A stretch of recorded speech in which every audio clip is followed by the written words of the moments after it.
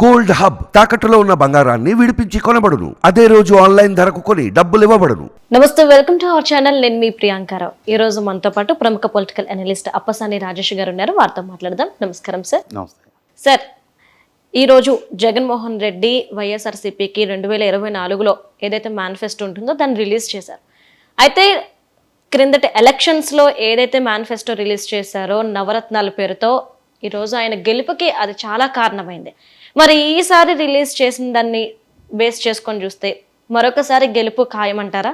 అసలు ఈ మేనిఫెస్టోని ఎలా చూడాలి అంటారు? ఈరోజు జగన్మోహన్ రెడ్డి గారు రిలీజ్ చేసిన మేనిఫెస్టో చూసిన తర్వాత సహజంగా అధికార పార్టీ మేనిఫెస్టో రిలీజ్ అయితే ప్రతిపక్షాలకు సంబంధించిన ఓటర్లు కానీ, అభిమానులు కానీ, నాయకులు కానీ, పోటీ చేసిన అభ్యర్థులు కానీ కంగారు పడాలి. అరే, వీళ్ళు ఆల్రెడీ అధికారంలో ఉన్నారు, ఆల్రెడీ వ్యవస్థలు, అధికారం, హోదా, డబ్బు, మీడియా సపోర్ట్ అన్నీ వాళ్ళ చేతిలో ఉన్నాయి. ఇప్పుడు మళ్ళీ ఇంతటి అద్భుతమైన మేనిఫెస్టో రిలీజ్ చేశారు, వీళ్ళని మనం ఎట్లా కౌంటర్ చేయాలని చెప్పనే ఆందోళన ప్రత్యర్థి కూటంలో మొదలు కావాలి. కానీ ఈరోజు జగన్మోహన్ రెడ్డి గారు రిలీజ్ చేసిన మేనిఫెస్టో చూసిన తర్వాత అధికార పార్టీ సోషల్ మీడియా ఆక్రందనలు, ఆర్తనాదాలు మొదలుపెట్టింది. ఇదేం మేనిఫెస్టో, ఇటువంటి మేనిఫెస్టో ద్వారా ఇప్పుడు కూటమిని ఏ విధంగా మనం ఎదుర్కోవాలి? వాళ్ళు ఆల్రెడీ గత మహానాడు నాడు రిలీజ్ చేసిన 6 గ్యారంటీలే ఇప్పటికే విస్తృతంగా ప్రజల్లో చర్చనీయాంశంగా మారుతూ ఉన్నాయి. దానికన్నా మెరుగైన వాగ్దానాలు ఇస్తే తప్పితే మనం ఎన్నికలను ఎదుర్కోలేని పరిస్థితి. ఆల్రెడీ ఇప్పటికే ప్రభుత్వం పట్ల ప్రజల్లో వ్యతిరేకత పెరుగుతూ ఉంది. ఇటువంటి వ్యతిరేకత పెరుగుతున్న సందర్భంలో మరింత మెరుగైన సంక్షేమాన్ని అందిస్తామని చెప్పని వాగ్దానం చేయాల్సిన జగన్మోహన్ రెడ్డి గారు ఈ తూతూ మంత్రపు ఈ మేనిఫెస్టో వల్ల ప్రజల్లో ఏ విధమైన యాక్సెప్టెన్స్ తెచ్చుకోగలుగుతాము అని చెప్పని వాళ్ళ సోషల్ మీడియా ఈరోజు వాళ్ళు ఇంటర్నల్గా వాళ్ళ గ్రూప్స్లో జరుగుతున్న చర్చలు ఇవన్నీ చూస్తేనే అర్థమవుతూ ఉన్నాయి. ఖచ్చితంగా ఇక్కడ అధికార ప్రతిపక్షాల కూటములకు సంబంధించిన మేనిఫెస్టోల్ని ఇరువురు ప్రూవ్డ్ లీడర్స్, అంటే చంద్రబాబు నాయుడు గారు ఆయన ఉమ్మడి రాష్ట్రానికి ముఖ్యమంత్రిగా పనిచేస్తున్నారు, విభజిత రాష్ట్రానికి మొట్టమొదటి ముఖ్యమంత్రిగా పనిచేస్తున్నారు. జగన్మోహన్ రెడ్డి గారు ఇవాళ విభజిత రాష్ట్రానికి చంద్రబాబు నాయుడు గారిని ఓడించి రెండో ముఖ్యమంత్రిగా ఆయన పనిచేస్తున్నారు. ఇప్పుడు మూడోసారి ఎన్నికలు జరగబోతున్నాయి. అంటే ఒకసారి రాష్ట్ర విభజన జరిగిన తర్వాత చిరొక టెన్యూర్ పరిపాలన చేసిన తర్వాత మళ్ళీ అదే ఇరువురు నాయకుల నాయకత్వంలో రెండు కూటముల మధ్య, రెండు పార్టీల మధ్య మరొకసారి ఇప్పుడు ఎన్నికలు జరగబోతూ ఉన్నాయి. ఖచ్చితంగా ఇప్పుడు ఈ రెండు పార్టీల నాయకుల కమిట్మెంటు, వాళ్ళ పాలనా దక్షత, వాళ్ళ గత అనుభవాలు, ప్రజలకు ఇచ్చిన వాగ్దానాలను నెరవేర్చుకున్న తీరు, ఇవన్నీ కూడా ఖచ్చితంగా చర్చనీయాంశంగా మారటం ఖాయం. జగన్మోహన్ రెడ్డి గారు ఈరోజు రిలీజ్ చేసిన మేనిఫెస్టోలో విశ్వసనీయత గురించి పదే పదే ప్రస్తావిస్తున్నారు. ఇదే ఇవాళ చాలా కీలకంగా ప్రజల్లో చర్చనీయాంశంగా మారిందనేది వాస్తవం.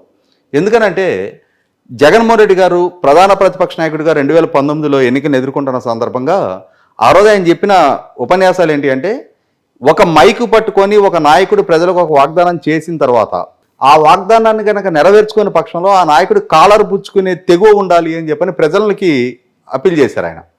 మరి వాళ్ళ పాలకుడుగా ఉన్న జగన్మోహన్ రెడ్డి గారు ఆ రోజు ప్రతిపక్ష నాయకుడికి ఎన్నికలను ఎదుర్కోబోతున్న సందర్భంగా అదే ప్రజలకు ఇచ్చిన వాగ్దానాల్లో ఎన్నిటిని నెరవేర్చారనేది కూడా చాలా విస్తృతంగా చర్చనీయాంశంగా మారింది. ఇదే జగన్మోహన్ రెడ్డి గారు 2019 ఎన్నికలకు ముందు వివిధ వర్గాల ప్రజలను లక్ష్యంగా చేసుకొని చాలా వాగ్దానాలు చేశారు. ఆ రోజు మేనిఫెస్టోలో పెట్టిన విధంగా బీసీలకి సంవత్సరానికి 15,000 కోట్ల రూపాయలతోటి 75,000 కోట్ల రూపాయల, అంటే 5 సంవత్సరాల టెన్యూర్లో సప్లైన్ అమలు చేస్తానని చెప్పని వాగ్దానం చేశారు. కానీ అధికారంలోకి వచ్చిన తర్వాత బీసీలకి, అంటే మొత్తం జనాభాకి సంక్షేమ పథకాలు అమలుపరుస్తూ అందులో బీసీ వర్గాలకు జరుగుతున్న సంక్షేమ పథకాల్లో కులాల వారీగా విభజన తీసుకొచ్చి బీసీ వర్గాలకు అందుతున్న సంక్షేమ పథకాలను బీసీ సప్లాన్ కింద చూపించే ప్రయత్నం చేస్తూ ఉన్నారు. ఇదే ఎస్సీల విషయంలో కూడా వాస్తవంగా ఏంటంటే ఎస్సీ సప్లాన్ అనేది ఎస్సీల సర్వతోముఖాభివృద్ధి కోసం ప్రత్యేకంగా వాళ్ళ కోసం కేటాయింపులు చేయాల్సిన బడ్జెట్. అది రాజ్యాంగబద్ధ ఆబ్లిగేషన్. అది కిరణ్ కుమార్ రెడ్డి గారి పాలనా హయాంలో రాజ్యాంగ సవరణ ద్వారా తీసుకొచ్చిన చట్టం. అది దాన్ని అమలు చేసి తీరాలి. ఈ సంవత్సరం బడ్జెట్లో ఎస్సీ జనాభా ప్రాతిపదిక మీద ఎంతైతే ఎలకేషన్ జరుగుతుందో సప్లాన్కి, అందులో ఏదైనా నిధులు మిగిలి ఉంటే నెక్స్ట్ ఇయర్ సప్లాన్లో దాన్ని యాడ్ చేయాలి, క్యారీ ఫార్వర్డ్ చేయాలి. అంతేగాని ఫైనాన్షియల్ ఇయర్ అయిపోయింది కాబట్టి అని చెప్పని ఎస్సీ సప్లాన్ నిధులు మురిగిపోవు. ఒక ఎస్సీ సప్లాన్ నిధులే క్యారీ ఫార్వర్డ్ అవుతాయి. ఇటువంటి పరిస్థితుల్లో జగన్మోహన్ రెడ్డి గారి ఇప్పుడు ఎంపిక చేసుకున్న మేనిఫెస్టో 2019 నాటి మేనిఫెస్టో వీటిని పోల్చి చూసి చాలా విస్తృతంగా చర్చ జరుగుతూ ఉంది. ఆయన ఏంటి 2019 ఎన్నికల నాడు ఆ రోజు ఎన్నికలకు ముందు రాష్ట్రంలో ఉన్న మహిళలకు ఒక వాగ్దానం చేశారు. 45 సంవత్సరాల పైబడిన మహిళలకి పెన్షన్ ఇస్తానని చెప్పని వాగ్దానం చేశారు. కానీ ఏంటంటే ఆయన బహిరంగ సభల్లో వాగ్దానం చేశారు కానీ చాలా తెలివిగా దాన్ని మేనిఫెస్టోలో పొందుపరచలా. నేను మేనిఫెస్టోలో పెట్టలేదు కాబట్టి దాన్ని అమలుపరచలేదు అని చెప్పని తర్వాత నాలుగు మరతేశారు. నేను మేనిఫెస్టోలో ఎక్కడ పెట్టాను చూపిండి అని చెప్పని సవాల్ చేశారు. కానీ ఆయన బహిరంగ సభల్లో దాని గురించి ప్రస్తావించిన వీడియో సాక్ష్యాలు ఇప్పటికీ ఉన్నాయి. వాస్తవంగా 2019 ఎన్నికలకు ముందు ఆయన చేసిన వాగ్దానం ఉన్న కనుక అమలు చేసి ఉన్నట్టయితే 2019 నాడు 40 సంవత్సరాల పైబడ్డ మహిళలకు చేసిన వాగ్దానం ప్రకారం పెన్షన్ 3,000 రూపాయలు ఆయన వాగ్దానం చేసింది. 3,000 కాదు, మొదట్లో 2,000 రూపాయలది 2,250, 2,500, 2,750, 3,000 చేశారు. ఆన్ యావరేజ్న 2,500 అనుకుందాం. 2,500 చొప్పున 60 నెలలు అంటే 1,50,000 ఇవ్వాలి. కానీ ఆయన ఇచ్చింది 18,750 చొప్పున 4 సంవత్సరాలు 75,000 ఇచ్చారు. ఈ 75,000 ఇస్తూ ఇప్పుడు విడుదల చేసిన మేనిఫెస్టోలో రాబోయే 5 సంవత్సరాల్లో కూడా ఇంకొక 75,000 ఇస్తాము అని చెప్తూ ఏం చేస్తున్నారు ఆయన ఫైనల్గా అంటే రాబోయే 5 సంవత్సరాల్లో ఏం చేస్తామో చెప్పాలి. కానీ ఆయన ఏం చేస్తున్నారు గత 5 సంవత్సరాల్లో ఇచ్చిన అమౌంట్ను కూడా కలుపుకొని అంటే లాస్ట్ 5 ఇయర్స్ రాబోయే 5 సంవత్సరాలు రాబోయే 5 సంవత్సరాల ముగింపుకి 1,50,000 వాళ్ళకి ముడుతుంది అని చెప్పని ప్రజల్ని మభ్యపెట్టే ప్రయత్నం చేస్తున్నారు. ఆయన ఇస్తుంది 75,000 కానీ లాస్ట్ టెన్యూర్లో ఇచ్చింది అది గత ఆ ప్రభుత్వ పాలన అయిపోయింది. మళ్ళీ ఇప్పుడు కొత్తగా మ్యాండేట్ కొడుతున్నారు. కొత్తగా ప్రభుత్వం ఏర్పాటు జరిగితే మీరు 75,000 ఇస్తున్నారు. కానీ గతంలో ఇచ్చిన 75,000 కూడా కలుపుకొని 1,50,000 ఇస్తున్నామనంటే ఈ టెన్యూర్లోనే 1,50,000 ఇస్తున్నారేమో అని చెప్పని భ్రమపడాలా మహిళలు? ఇది 100% ఒక రకంగా ప్రజల్ని మభ్యపెట్టడం, మసిబూసి మారాడికాయ చేయటం. ఇది వాంఛనీయమైన వ్యవహారం కాదు. పాలకుడుగా అధికార పార్టీ నాయకుడిగా ప్రజలని మభ్యపెట్టి ఓట్లు వేయించుకునే ప్రయత్నం చేయడం అనేది 100% ఆక్షేపణీయం. రెండోది వచ్చేటప్పటికి వైఎస్ఆర్ ఆసరా కూడా గత ప్రభుత్వం హయాంలో అంటే ఇప్పుడు అమల్లో ఉన్న ఈ టెన్యూర్లో 60,000 రూపాయలు ఇచ్చారు. రాబోయే టెన్యూర్లో ఇంకొక 60,000 ఇస్తానని చెప్తున్నారు. ఇస్తూ రాబోయే 5 సంవత్సరాల తర్వాత 1,20,000 ముట్టినట్టు అని చెప్తున్నారు. ఇప్పుడు గడిచిపోయిన 60,000 రూపాయలని దీనికి మీకు ఓట్లు వేశారు, మీకు అధికారం దక్కింది, మీరు పదవి అనుభవించారు. ఇది ఇప్పుడు ముగిసిపోయిన అధ్యాయం. ఈ 60,000 కూడా కలిపి వచ్చే టెన్యూర్ తర్వాత అంటే 10 సంవత్సరాల్లో 1,20,000 ఇచ్చానని చెప్పే ప్రయత్నం చేస్తున్నారు. ఇది కూడా ప్రజలను మభ్యపెట్టడమే. అన్నిటికన్నా కీలకమైంది పెన్షన్ వ్యవహారం. సామాజిక పెన్షన్లు వృద్ధులు వితంతువులకి ఒక పక్క చంద్రబాబు నాయుడు గారు 4,000 రూపాయలు పెన్షన్ ఇస్తాము అని చెప్పని వాగ్దానం చేశారు. 4,000 రూపాయల పెన్షన్ కూడా ఎప్పుడు జూన్లో లెక్కింపు జరిగి మా ప్రభుత్వం అధికారంలోకి వస్తే జూలై 1 నుంచే 4,000 ఇస్తామని చెప్తున్నారు. పైగా మేము వాగ్దానం చేసిన ఏప్రిల్ మే జూను ఈ 3 నెలలు కూడా ఇప్పుడు ప్రభుత్వం ఇస్తున్న 3,000కి పోను అదనంగా ఉండే 1,000 రూపాయలు ఈ 3,000 కలుపుకొని 7,000 రూపాయలు మీకు మొదటిపాటు పెన్షన్ ఇస్తానని చెప్తున్నారు. అదే సందర్భంలో జగన్మోహన్ రెడ్డి గారు 3,500 ఇస్తాను, అది కూడా ఇప్పుడు అమల్లో ఉన్న 3,000కి 2028లో జనవరి నాటికి ఒక 250 రూపాయలు, 2029 జనవరి నాటికి ఇంకొక 250 రూపాయలు పెంచుతానని చెప్తున్నారు. ఏ విధంగా అది సమర్థనీయం అవుతుంది? ఒక పక్క మీ ప్రత్యర్థి 4,000 రూపాయలు జూన్ నుంచి ఇస్తానని చెప్తున్నారు. ఇక్కడ గమనించుకోవాల్సింది ఏంటి? 2019 ఎన్నికలకు ముందు జగన్మోహన్ రెడ్డి గారు 3,000 పెన్షన్ చేస్తానని చెప్పారు. చేస్తానని చెప్పిన జగన్మోహన్ రెడ్డి గారు ఆ 3,000 పెంపుకి 5 సంవత్సరాల కాలం తీసుకున్నారు. అదే సందర్భంలో చంద్రబాబు నాయుడు గారు 2014-19 మధ్య ఆయన అప్పుడు అమల్లో ఉన్న 200 రూపాయల పెన్షన్ 1,000 రూపాయలు చేస్తానని చెప్పిన ఆయన విదిన్ 3 months ఆయన దాన్ని 1,000 రూపాయలు చేసి చూపించారు.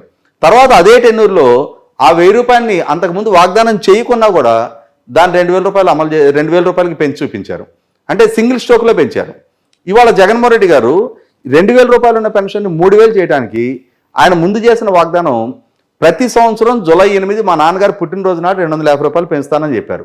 అంటే 2019 మే 30 జగన్మోహన్ రెడ్డి గారు 10 వాయిదాలు చేపట్టారు. 2019 జూలై 8, 2020 జూలై 8, 21 జూలై 8, 22 జూలై 8కి ఆ వాగ్దానం పూర్తయి ఉండాల్సింది. కానీ ఆయన ఆ వాగ్దానం పూర్తి చేయడానికి 2024 జనవరి వరకు టైం తీసుకున్నారు. అంటే ఇక్కడ ప్రజలకి జగన్మోహన్ రెడ్డి గారి పెంపు ఏ విధంగా ఉంటుందనేది ఆల్రెడీ అనుభవపూర్వకంగా నిర్ధారణ అయిపోయింది. ఇటువంటి పరిస్థితుల్లో ఇమ్మీడియట్గా పెంచుతానంటున్న చంద్రబాబు నాయుడు గారు గత పరిపాలనా హయాంలో ఆయన పెంచింది కళ్ళ ముందు కనిపిస్తుంది. జగన్మోహన్ రెడ్డి గారు పెంచనది కళ్ళ ముందు కనిపిస్తుంది, పెంచడానికి తీసుకున్న కాలము కళ్ళ ముందు కనిపిస్తుంది. ఇటువంటి నేపథ్యంలో పెన్షన్ పెంపు విషయంలో కూడా చంద్రబాబు నాయుడు గారి వైపే మొగ్గడానికి ఆస్కారం ఉంది. మరొక కీలకమైన వాగ్దానం అమ్మఒడి. ఇప్పుడు అమలు జరుగుతున్న 15,000 రూపాయలని 17,000 చేస్తాను అని చెప్తున్నారు.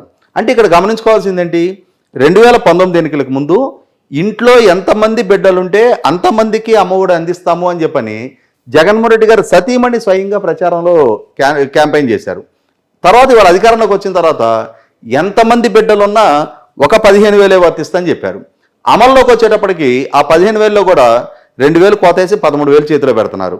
ఇవాళ చంద్రబాబు నాయుడు గారు ఆల్రెడీ ఎంతమంది బిడ్డలుంటే అంతమందికి 15,000 ఇస్తానని చెప్తున్నారు. ఇంట్లో ఇద్దరుంటే 2 15,000 30,000, ముగ్గురుంటే 3 15,000 45,000 ఇస్తాను అంటున్నారు. అంటే ఇక్కడ ఇది కూడా పైగా ఇప్పుడు 17,000 ఇస్తానని చెప్పని జగన్మోహన్ రెడ్డి గారు చెప్తున్నా, వాస్తవంగా చేతికి అందేటప్పటికి ఇప్పుడు 2,000 కోత పడినట్టుగానే అందులో కూడా కోత పడితే 15,000 నెట్ చేతికి రావడానికి ఆస్కారం ఉంటుంది. అంటే ఇప్పుడు జగన్మోహన్ రెడ్డి గారి ప్రభుత్వం అధికారంలోకి వస్తే ఒక 15,000 అందడానికి ఆస్కారం ఉంది. ఇవాళ ఒక బిడ్డతో కన్ఫైన్ అయిన కుటుంబాలు చాలా కొద్ది ఉంటాయి, 2 3 ఉన్న కుటుంబాలు ఎక్కువ ఉంటాయి, కనీసం 2 ఉన్న కుటుంబాలే ఎక్కువ ఉంటాయి. అట్లా 2 ఉన్న కుటుంబంలో 2 15,000 30,000 చంద్రబాబు నాయుడు గారి వల్ల రావడానికి ఆస్కారం ఉంది, జగన్మోహన్ రెడ్డి గారి వల్ల ఒక 15,000 రావడానికి ఆస్కారం ఉంటుంది. కాబట్టి ఈ పథకం కూడా అంటే కూటమి 6 గ్యారంటీల ముందు తేలిపోతా ఉంది. ఇంకొకటి రైతు భరోసా. రైతు భరోసా 2019 ఎన్నికలకు ముందు 12,500 రూపాయలు తను ఇస్తానని చెప్పారు. కేంద్ర ప్రభుత్వం ఇచ్చి 6,000తో కలుపుకొని ఇస్తానని చెప్పాల. కానీ అధికారంలోకి వచ్చిన తర్వాత కేంద్ర ప్రభుత్వం ఇస్తున్న 6,000కి తోడు తన వైపు నుంచి 7,500 కలిపి 13,500 ఇవ్వడం మొదలుపెట్టారు. అంటే ఇక్కడ తన ద్వారా అందుతున్న మొత్తం కానీ కేంద్ర ప్రభుత్వం ద్వారా అందుతున్న మొత్తం కూడా కలుపుకున్న 13,500 సంవత్సరానికి వస్తుంది. అదే సందర్భంలో అది కూడా ఎన్నికల ముందు ప్రతి సంవత్సరం మేలో సింగిల్ స్ట్రోక్లో అమౌంట్ ఇస్తానని చెప్పిన ఆయన దాన్ని 3 విడతలుగా ఇవ్వడం మొదలుపెట్టారు. ఇప్పుడు చంద్రబాబు నాయుడు గారు ఒక్కొక్క రైతుకి 20,000 రూపాయలు, అంటే కేంద్ర ప్రభుత్వం ఇస్తున్న 6,000తో సంబంధం లేకుండా రాష్ట్ర ప్రభుత్వం తరఫున 20,000 ఇస్తానని చెప్తున్నారు. ఇప్పుడు జగన్మోహన్ రెడ్డి గారు ఈ 13,500ని 16,000 చేస్తానంటున్నారు. ఒక పక్క ఆ 20,000కి 6,000 కలుపుకుంటే కేంద్ర ప్రభుత్వం నుంచి వచ్చి 6,000 కలుపుకుంటే 26,000 కూటమి వైపు నుంచి అష్యూరెన్స్ ఉంది, ఇటువైపు 16,000. అంటే అక్కడ 10,000 రూపాయలు అధికంగా రైతుకు ప్రయోజనం దక్కడానికి ఆస్కారం ఉన్న నేపథ్యంలో ఈ వాగ్దానం కూడా కూటమి వాగ్దానం ముందు తేలిపోతా ఉంది. ఇట్లా ఏ వాగ్దానాన్ని చూసుకున్నా ఇక ప్రజలని 2019 నాడు అమరావతిలోనే రాజధాని ఉంటుంది, ప్రత్యేక హోదా సాధిస్తా, పెట్టుబడులు రప్పిస్తా, పారిశ్రామికీకరణ పెంచుతా, 13 జిల్లాలను 13 హైదరాబాద్కి అభివృద్ధి చేస్తా, వలసలేని ఉపాధి కల్పిస్తా, జాబ్ క్యాలెండర్ రిలీజ్ చేస్తా, మెగా డిఎస్సి కండక్ట్ చేస్తా, ఉద్యోగులకి సిపిఎస్ రద్దు చేస్తా, మెరుగైన పిఆర్సీ ఇస్తా, అన్నిటికన్నా ముఖ్యంగా మహిళలకి మద్యపాన నిషేధం చేస్తా, మద్యపాన నిషేధం చేసిన తర్వాతే 2024 ఎన్నికల్లో ఓటు అడుగుతా, ఇరిగేషన్ ప్రాజెక్టులు సకాలంలో సక్రమంగా పూర్తి చేస్తా, రాష్ట్రాన్ని అద్భుతంగా అభివృద్ధిలో పరుగులెత్తిస్తా, సంపద సృష్టి చేస్తా అని చెప్పిన జగన్మోహన్ రెడ్డి గారు ఏ ఒక్క వాగ్దాన్ని నెరవేర్చుకున్న నేపథ్యంలో ఇవాళ 2024 ఎన్నికలకు సమాయత్తం అవుతున్న నేపథ్యంలో 2019 నాడు చేసిన వాగ్దానాల్లో వీటి సంగతి ఏంటి అని ప్రస్తావించడానికి కూడా కనీసం ఆయన రాష్ట్రంలో మీడియానే అడ్రస్ చేయరు. ఇటువంటి నేపథ్యంలో ప్రజల్లో చాలా విస్తృతంగా ఇవన్నీ చర్చనీయాంశంగా మారుతా ఉన్నాయి. ఈరోజు ఆయన రిలీజ్ చేసిన మేనిఫెస్టో వల్ల తనని తానే ఇవాళ ఎన్నికలకు ముందే ప్రజల్లో పలచన చేసుకుంటా ఉన్నారు. ఇవి చూసిన తర్వాత నిన్నటి వరకు జగన్మోహన్ రెడ్డి గారిని సమర్థిస్తూ భుజానేసుకొని ఆయన కోసం వీరోచిత పోరాటం చేస్తూ వచ్చిన, ఎదుటి వాళ్ళ వ్యక్తిత్వానికి కూడా పాల్పడతా వచ్చిన, ఏ పరిస్థితులు ఏమైనా సరే జగన్మోహన్ రెడ్డి గారే మళ్ళీ ముఖ్యమంత్రి అవుతారు, ఆయన మనం ఏ తప్పు చేసినా మనం కాపాడతారనే ధైర్యంతో చెలరేగిపోయిన చాలామంది సోషల్ మీడియా కార్యకర్తలు ఈ పూట వాళ్ళ కామెంట్లు వాళ్ళ పోస్టులు చూస్తుంటేనే వాళ్ళ ఆక్రందనలో ఆర్తనాదాలు ఏంటి, ఈ విధమైన మేనిఫెస్టోతో ఏ విధంగా ఎన్నికలకు సమాయత్తం కావాలి, ఈ విధమైన మేనిఫెస్టోతో ప్రత్యర్థుల్ని ఢీకొట్టేది ఎలా, రేపు రోజున ఓడిపోతే మా గత్యంతరం ఏంటి, మా పరిస్థితి ఏంటి, మా భవిష్యత్తు ఏంటి అని చెప్పని ఎవరికి వాళ్ళు వాపోతా ఉన్నది మనకి జగన్మోహన్ రెడ్డి గారి సోషల్ మీడియా చూస్తేనే అర్థమవుతా ఉంది. Right, thank you so much sir.